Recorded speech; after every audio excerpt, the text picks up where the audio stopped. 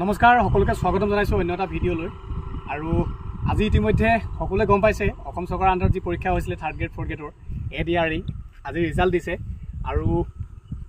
কাৰ কেনেকুৱা হ'ল ৰিজাল্টটো পাৰিলে জনাব কিন্তু এইখিনিতে আজি মই ভিডিঅ'টো বনোৱাৰ মেইন এটা উদ্দেশ্যটো হ'ল আসলতে পৰীক্ষাটো দিছে ফেচবুকত বহুতে কমেডি কৰি আছে যে পৰীক্ষা বেয়া হৈছে বা নাপাইছো কিবা কিবি লৈ একো নাই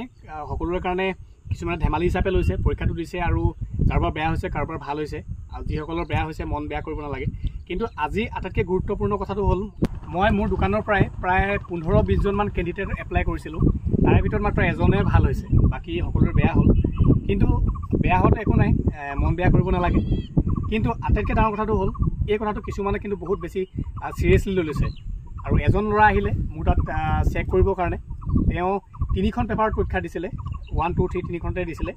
আৰু গোটেইখনতে বেয়া হ'ল আসলতে মেইন কথাটো হ'ল তেওঁ বহুত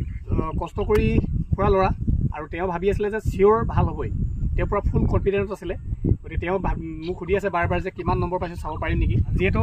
মাৰ্কছটো তেওঁ কিমান ক'ত পাইছে সেইটো চাব নোৱাৰি কিন্তু যেতিয়া বেয়া হ'ল বুলি ৰিজাল্টটো ক'লে সি দুখ কৰিছে সি কান্দিছে তাৰ চকুত বহুত বেছি চকুৰ পানী দেখি আজি মোৰ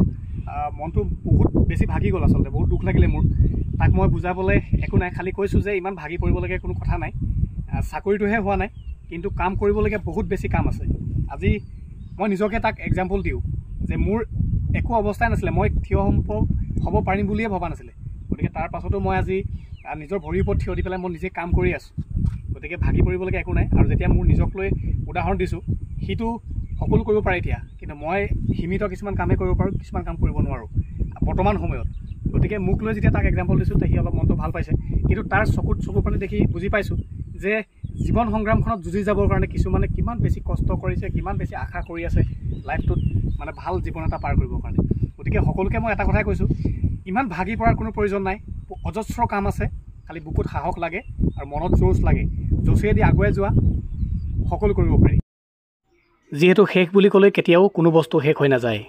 মইতো ভবাই নাছিলোঁ জীৱনত কেতিয়াবা দোকানী হ'ব লাগিব বুলি কাৰণ এটা ডাঙৰ দুৰ্ঘটনাই মোৰ গোটেই জীৱনটোৱে সলনি কৰি পেলালে মই ক'ৰ পৰা ক'লৈ আহিবলগীয়া হ'ল আৰু বৰ্তমান সময়ত মই এজন দোকানী মই গৌৰৱ কৰোঁ গতিকে ভাগি নপৰিবা বন্ধু আজি মোৰ দোকানৰ ছাইনবোৰ্ডখন পুনৰ নতুনকৈ বনাই আনিছোঁ পাপুমণি প্ৰিণ্টিং জোন আহিব সকলোৱে চ' সেইকাৰণে বাৰে মই সকলোকে পুনৰ অনুৰোধ জনাইছোঁ পুনৰ কৈছোঁ মই অকল এটা চাকৰি আশাত হাত সাৱটি কেতিয়াও বহি নাথাকিবা যিসকলে পৰীক্ষা দিছিলে যিসকলে আগলৈও দি যাম বুলি ভাবিছে চেষ্টা কৰি যোৱা একো নাই ভাগ্যত থাকিলে হৈ যাব চেষ্টা কৰি যোৱা কিন্তু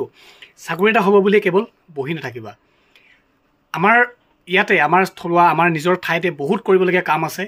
পশুপালন কৰিব পাৰি কিবা ফাৰ্ম খুলিব পাৰি মোৰ দৰে এখন দোকান দিব পাৰি কিন্তু এটা কথা মই এইখিনিতে জনাই থওঁ এইটো নহয় যে বহুত মোৰ নিজৰ কথা কৈছোঁ বহুত ডাঙৰ এমাউণ্ট এটা লৈ পেলাই মই দোকানখন আৰম্ভ কৰিছিলোঁ মই বাৰে ভিডিঅ'ত জনাই থাকোঁ যে মই শূন্যৰ পৰা আৰম্ভ কৰিছিলোঁ মোৰ হাতত পইচাই নাছিলে একেবাৰে কাৰণ মোৰ ইমানেই ডাঙৰ দুৰ্ঘটনা হৈ গ'ল য'ত নেকি মোৰ সকলো সম্পত্তি সকলো টকা পইচা শেষ হৈ গৈছিলে মোক বচাবৰ কাৰণে গতিকে মই একদম শূন্যৰ পৰা মই EMI মই ফাৰ্ষ্ট টাইম কম্পিউটাৰ এটা কিনি পেলাই কাম শিকি পেলাই দোকানখন এখাপকৈ ডাঙৰ কৰিছিলোঁ গতিকে মনত সাহস আৰু জোচ থাকিলে নহয় চিন্তা নকৰিবা বন্ধু সফল হ'বাই গতিকে শূন্যৰ পৰা আৰম্ভ কৰা ষ্টাৰ্ট কৰা যাৰ পুঁজি নাই তেওঁলোকক মই অনুৰোধ জনাইছোঁ বিশেষকৈ বহি নাথাকিবা বহুত কাম আছে ভালকৈ চিন্তা কৰা কি কাম তোমাৰ ঠাইত কি কাম কৰিলে উপযুক্ত হয় গতিকে ধৈৰ্য ধৰা আৰু সাহসেৰে আগুৱাই যোৱা